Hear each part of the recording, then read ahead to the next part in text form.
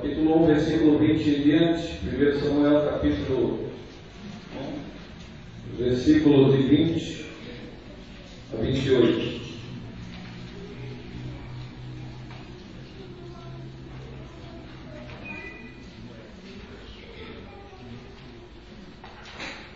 Diz assim a palavra do Senhor, 1 Samuel 1, 20.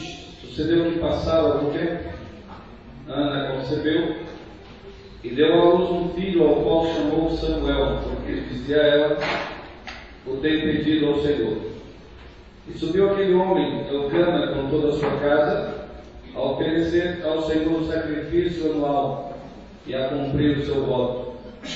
Porém Ana não subiu, mas disse a seu marido: quando o menino for desmamado, então levarei, para que apareça perante o Senhor e lá fique para sempre. E Elcana, seu marido, lhe disse: faz o que bem te parecer aos teus olhos, fica até que o desmames, então somente confie no Senhor a sua palavra. Assim ficou a mulher e deu leite a seu filho até que o desmamou. E havendo-o desmamado, tomou consigo com 3 bezerros, uma éfa de farinha e um outro de vinho, e levou-o à casa do Senhor em Siló, e era o menino ainda muito criança. Levou lá o bezerro, trouxeram o menino a Eli, e disse ela: meu Senhor, viva a tua alma, meu Senhor, eu sou aquela mulher que aqui esteve contigo para orar ao Deus de Israel.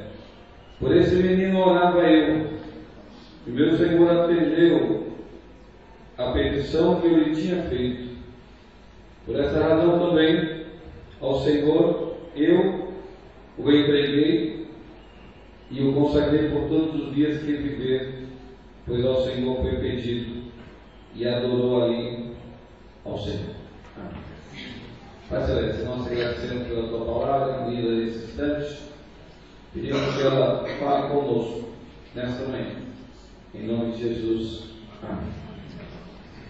Dos muitos exemplos de mães que nós temos na palavra de Deus, com certeza o exemplo de Ana é um dos que mais chama a atenção dos servos do Senhor.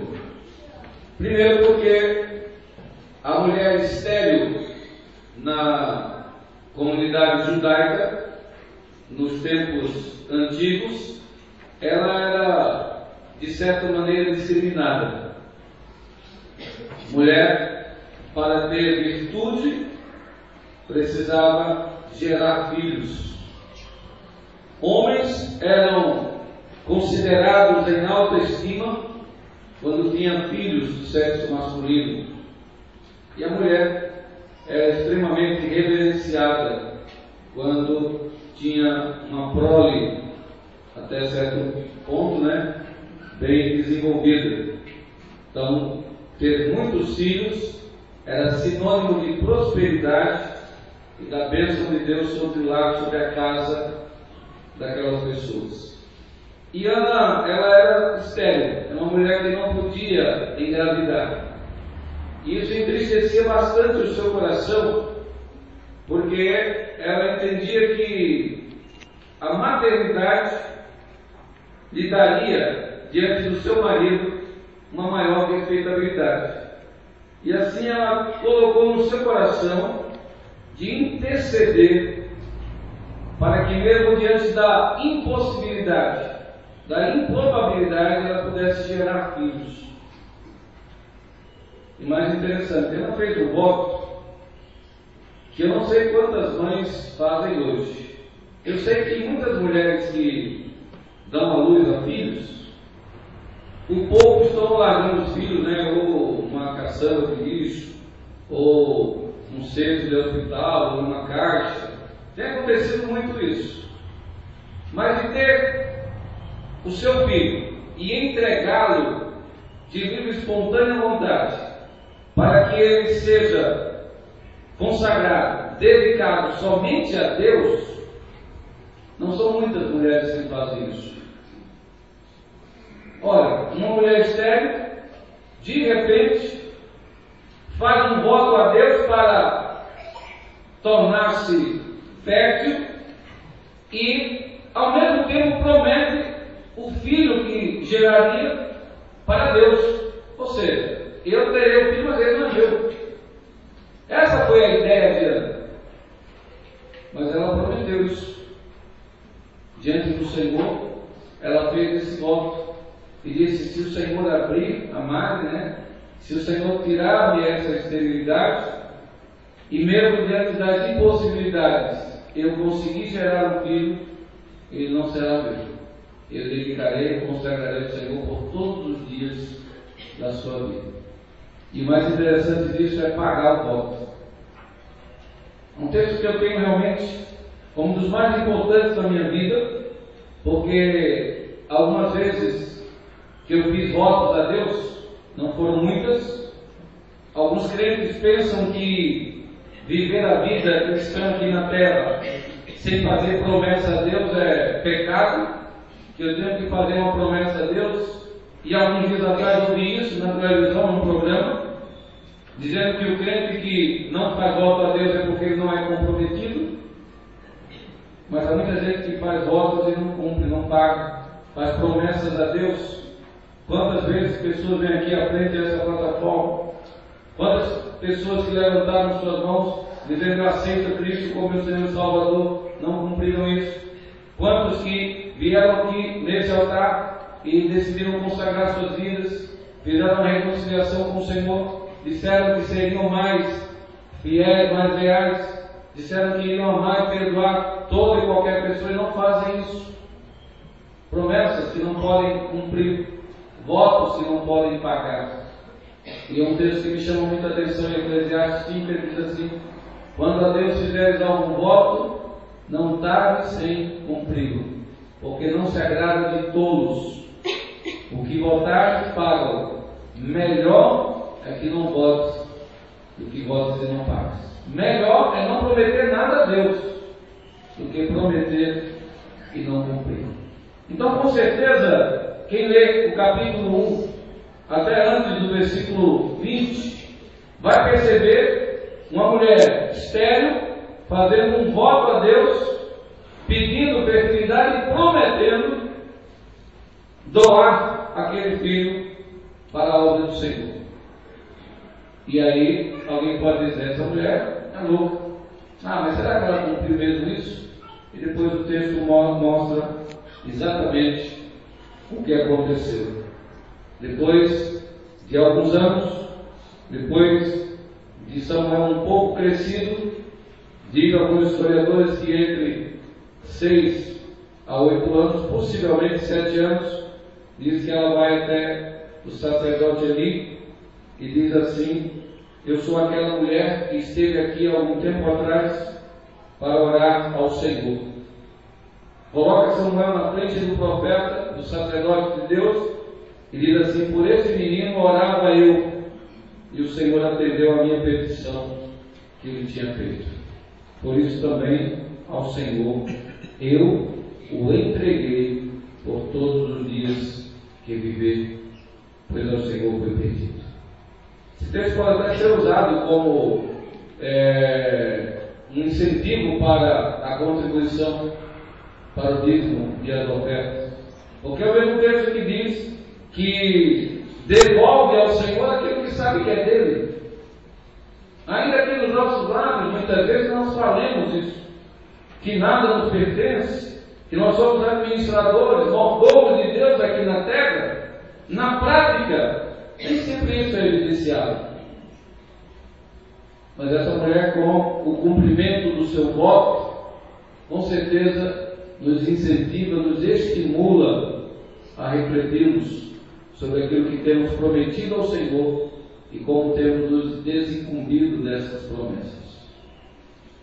Entrega Samuel e diz assim: ele foi pedido ao Senhor, e ali adorou ao Senhor e deixou o menino nas mãos do sacerdote. É uma outra conotação interessante: deixar nas mãos daquele que pode se responsabilizar. Tenho recebido alguns pedidos de oração, principalmente de irmãos que têm muitas dificuldades em colocar as suas petições, os seus cuidados nas mãos de Deus. Por mais que aquele texto em Pedro 4,7 possa dizer, lançando sobre ele toda a vossa ansiedade, porque ele tem cuidado de vós. E pode martelar muitas vezes a nossa mente, a nossa cabeça, a nossa mente, o nosso coração, mas parece-nos que ainda quando há reservas, quando nós hesitamos, não sei se você já parou para pensar sobre isso, aí é que as coisas não têm realmente cumprimento ou não têm muito sucesso. Mas basta nós fazermos a experiência de realmente nos desligarmos de tudo e colocarmos nas mãos do Senhor, deixar que Deus assuma a causa, resolva o problema, e aí nós descansamos nele e recebemos das mãos do Senhor aquilo que precisamos. Infelizmente, alguns cristãos desistiram de fazer isso. Talvez a justificativa seja o tempo de espera, é demasiado grande. Mas eu vou esperar até quando? Deus vai se manifestar? Quantas vezes Davi produziu salmos em que ele mesmo sentia-se dessa maneira? Senhor, até quando tu não olharás para mim?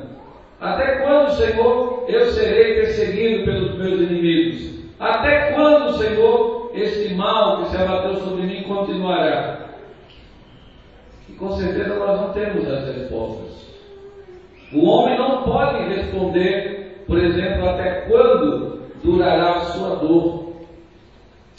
Nós não podemos responder até quando o coração endurecido continuará assim.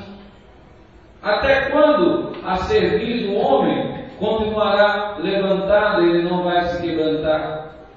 Até quando o ódio permanecerá no coração? Mas com certeza, essa mãe chamada Ana, ela nos dá grandes exemplos de liberalidade, de disponibilidade, de comprometimento e principalmente de idoneidade espiritual, de eu prometer algo a Deus e cumprir. É evidente que nós temos nos reportado a isso várias vezes. Nosso certificado de batismo, domingo ainda falamos sobre isso, vem no verso um comprometimento muito sério da nossa vida como cristãos. Não sei quantos param para examinar detidamente com o que você se compromete no dia em que você entrega a sua vida a Cristo, decide ser batizado em nome do Pai, do Filho e do Espírito Santo e compromete-se como membro do corpo de Cristo. Não sei se todas as pessoas conseguem alcançar a dimensão da responsabilidade que é, não é comprometer-se com a igreja, com o pastor, com pessoas, mas é comprometer-se com Deus.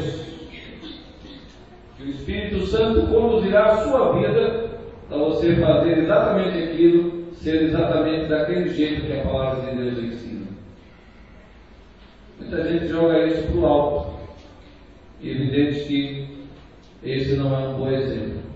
Mas quero encerrar a minha palavra dessa manhã, inclusive lamentando que nós não tenhamos uma programação específica para as mães. Nós estamos sem coordenador do Ministério da Comunhão. A nossa coordenadora do setor infantil está no seu resguardo, inclusive vai apresentar sua bebê hoje à noite, e nós não temos auxiliares, e eu pensei exatamente em trazer as mães da igreja nesta manhã essa palavra e esse exemplo da mulher registrada no primeiro livro do profeta Samuel, que foi essa mulher chamada Ana. Eu poderia falar muito